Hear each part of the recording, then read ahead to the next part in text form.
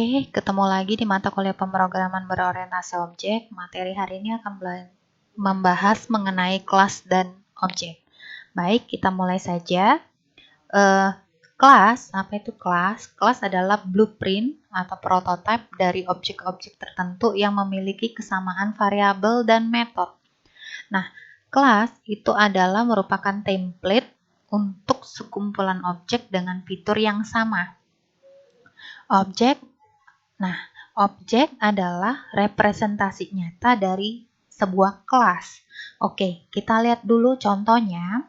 Jadi, misal saya punya kelas pohon. Kenapa dibilang pohon? Kalau dia punya daun, punya batang, punya akar.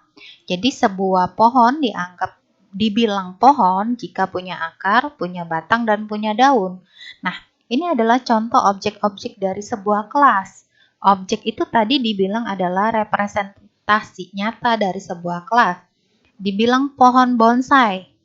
Ya, karena dia punya batang, punya akar, dan punya daun. Walaupun ukurannya kecil. Dibilang pohon kelapa ya. Ya, karena dia punya batang, akar, dan daun juga. Pohon bunga sakura, walaupun daunnya berbeda ya, berwarna gitu. Sama kayak pohon untuk pohon Natal ini. Oke, nah kelas pohon itu mendeskripsikan fitur-fitur yang dimiliki oleh semua pohon. Jadi semua pohon pasti punya fitur itu. Pohon pasti punya akar, punya daun, terus dia bisa bertumbuh.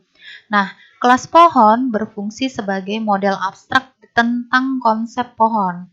Jadi dari kelas pohon tersebut, Anda dapat membuat berbagai pohon yang masing-masing punya fitur yang berbeda. Jadi kalau tadi dilihat pohon bonsai kan kecil, sedangkan pohon kelapa tinggi.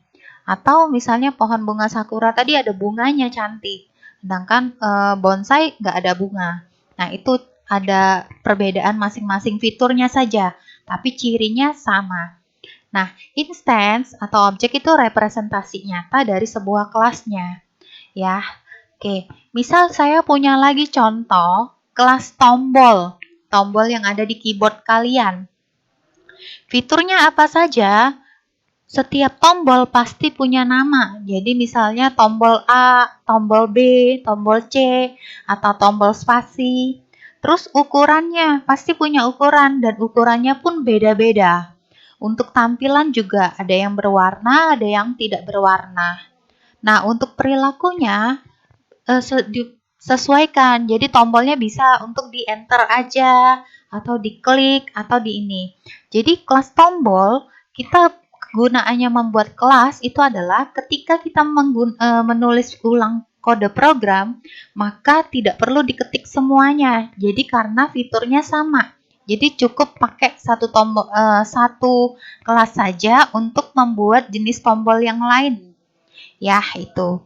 Nah, ini adalah istilah pada OOP, ada state and behavior, ada encapsulation, ada inheritance, dan polymorphism. Nah, nanti materinya akan dijelaskan seiring dengan mata kuliah ini. Akan kita bahas tentang state and behavior dulu untuk hari ini. Nah, state and behavior, apa itu? Jadi, setiap objek pasti punya suatu keadaan atau yang kita bilang dia adalah state. Dan pasti punya tingkah laku atau kita bilang dia behavior. Jadi, state itu karena dia keadaan atau dibilang suatu identitas dari sebuat objek itu. Jadi kalau misalnya kita bilang barang itu punya state. State-nya apa? Pasti punya nama barang, pasti punya kode barang, pasti punya harga, jenis, ya. Nah, state itu akan diimplementasikan menjadi sebuah variabel. Oke, kemudian ada behavior. Behavior itu tingkah laku atau kita bilang kegiatan dari objek tersebut. Itu akan diimplementasikan menjadi sebuah metode. Jadi state itu nanti kata benda, behavior itu kata kerja. Oke, saya buat contoh. Kelas manusia. Apa sih identitas state tadi ya? Identitas seorang manusia atau ciri-ciri manusia. Kemudian kalau behavior itu keadaan atau tingkah laku dari manusianya. Nah, jadi manusia itu punya ciri-ciri identitas, pasti punya nama. Contoh saja ini ya, pasti punya jenis kelamin, kita semua punya jenis kelamin, punya alamat, punya agama. Ya, ini hanya contoh. Kemudian behavior kita apa? Tingkah laku kita. Bisa bernapas, berjalan, makan, minum, ya, tidur. Nah, itu ciri-ciri kita sebagai seorang manusia, tingkah laku kita. Ini contoh. Nah, kalau mobil apa? Kalau mobil, dia pasti punya nomor plat. Bener nggak sih? Semua mobil punya nomor plat? Iya, pasti. Punya warna, punya merek. Kalau kalian mau tambahin jumlah bannya, boleh. Nah, behavior itu tingkah laku mobil. Mobil itu bisa belok, bisa rem, bisa gas. Ya, jadi itu adalah state dan behavior.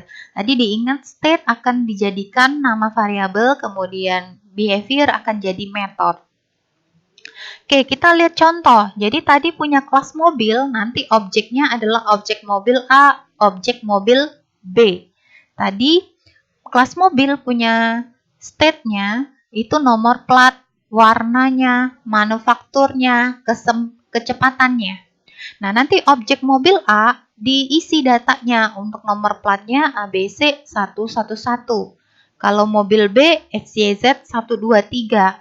Warna biru untuk mobil A dan warna merah untuk mobil B. Manufaktur untuk mobil A itu Mitsubishi, untuk mobil B adalah Toyota. Kecepatannya 50 km untuk mobil A dan 100 km untuk mobil B. Nah, metode itu ada tingkah laku dari mobil. Jadi untuk mobil A dan mobil B, dia punya metodenya bisa akselerasi, bisa belok, bisa rem. Ya, ini contoh dari jadi pembuatan kelas mobil dan objek dari kelas mobil, yaitu mobil A dan mobil B. Oke, kita lihat contoh lagi berikutnya. Misal saya punya kelas transportasi. Jadi adalah semua alat-alat transportasi ya. Jadi bisa mobil, bisa semua kendaraan yang berhubungan dengan alat transportasi.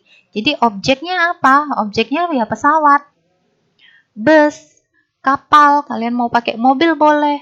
Nah, instance itu tadi representasi nyata dari objek itu. Jadi Garuda, kan untuk pesawat kan ada Garuda Indonesia, Lion Air, Sriwijaya Air, Batavia Air, atau kalau bus ada bus Lorena, ya, bus apalagi ANS gitu. Kalau kapal apa? Kerinci, Kabuna. Nah, ini contoh-contoh dari kelas objek dan instansinya.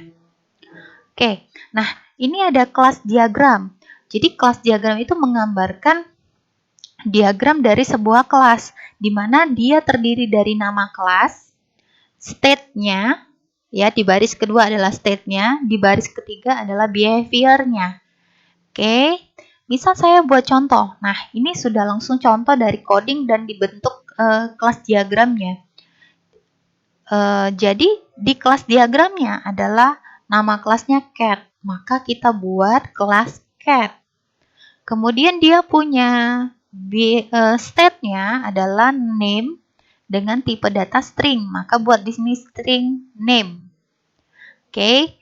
Kemudian dia ada punya age integer, maka buat integer age. Di baris ketiga adalah method. Metodenya tipenya void. Jadi ketik void talk, ya. Ini contoh dari kelas diagram. Oke. Nah, untuk anatomi kelas, jadi nanti ada modifier, kelas, nama kelasnya, kemudian isi kelas. Nah, modifier itu sifatnya opsional, jadi menunjukkan sifat dari kelas. Nanti untuk materi selanjutnya akan dibahas tentang apa itu modifier, ya. Nah, kita langsung ke contoh saja. Seperti ini contohnya. Jadi, saya punya diagram kelas, dengan kelasnya adalah mahasiswa. Nanti punya atributnya NPM, nama, dan umur. Ya, punya state-nya, kemudian punya behavior-nya, tampil data. Oke, kita langsung ke Eclipse-nya saja. Kita buat nama project-nya. Nama project-nya PRJ pertemuan 6. Oke, nama kelasnya kita buat, nama kelasnya adalah kelas utama. Jadi kita wajib bikin kelas utama dulu. Kelas utama ini digunakan untuk mengakses kelasnya. Jadi ingat ketika menjalankan program, yang diakses adalah yang punya metode void main, yang punya metode main ini. Ya. Nah, sekarang kita lihat contohnya adalah diminta kalian membuat kelas mahasiswa. Jadi cara buatnya bagaimana di sini? Jadi kita buat kelas mahasiswa. Kelasnya itu ditaruh di luar ini ya. Jadi kalian di kurung kurawal yang ada 2 ini di enter dulu di bawahnya. Jadi ini kelas mahasiswa. Kemudian kita lihat di state-nya atau variabelnya butuh npm string, nama string. Kemudian umur integer. Maka saya buat string npm dan nama. Kemudian yang integer adalah umur.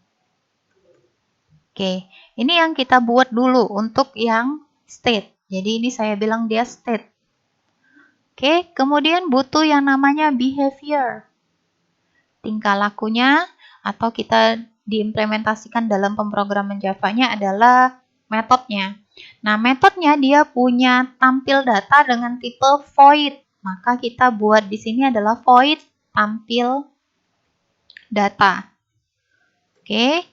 Saya buat di sini nanti, saya siso. Oke, npm. Misalnya, plus npm. Kemudian saya buat nama, plus nama. Kemudian saya buat umur, plus umur. Oke, nah setelah buat seperti ini, kita sudah buat state, sudah buat behavior, langkah berikutnya kita akan bikin objek dari kelas mahasiswa. Oke, lihat materinya, jadi di sebelumnya ini instansiasi cara membuat objek, jadilah dengan cara nama kelas, spasi nama objek, sama dengan new nama konstruktornya. Oke, kita buat di sini. Jadi ini untuk pembuatan objeknya. Kita buat tadi nama kelasnya mahasiswa. Saya bikin nama objeknya MHS sama dengan new mahasiswa. Jadi seperti ini. Nah, harusnya di sini adalah pakai nama konstruktor, tapi karena konstruktor kita belum dibuat, maka kita pakai nama kelas. Boleh seperti itu. Jadi saya buat objeknya adalah nanti MHS. Nah, sekarang kita akses dulu untuk mengisi data npm dan nama. Saya MHS titik npm dulu, mau saya isi. Misalnya saya isi 1924 ya. 24 misalnya, contoh aja ini. Kemudian saya buat nama. Jadi yang cara mengaksesnya adalah objeknya, titik variabelnya atau metodenya. Ya. Oke, sekarang namanya misalnya Lily. MHS titik umurnya adalah 20 tahun. Misal. Nah, sekarang saya mau cetaknya. Cetaknya tinggal MHS titik tampil data. Ini kalau data mahasiswa yang pertama ya. Jadi saya coba sisuin dulu. Ini data mahasiswa ke-1. Kalau misalnya datanya mau dibuat mahasiswanya lebih dari 1, maka bikin lagi di sini. Mahasiswa, misalnya ini objek yang kedua, MHS 2. Ya, new mahasiswa. Jadi ada 2 data mahasiswanya misal. Jadi siso data mahasiswa ke-2. Oke. Nah, tinggal dibuat di sini MHS 2. Jadi harus sesuai dengan objek yang di sini ya. MHS2 titik npm 1924 24002 MHS2 titik nama sama dengan Rudi. Oke, MHS2 titik umur sama dengan misalnya 30. Tinggal MHS2 titik tampil data. Enter. Nah, sekarang ini saya tambahin SISO ya, supaya nanti ada jeda antara mahasiswa 1 dan mahasiswa 2. Tinggal saya buat, tampilin. Oke. Nah, nanti keluar di sini. Jadi ini data mahasiswa satunya, Lili. Ya, data mahasiswanya Rudi. Jadi, ketika kita buat kelas mahasiswa di sini, saya bisa langsung mengakses di kelas berbeda seperti ini dengan cara membuat objek.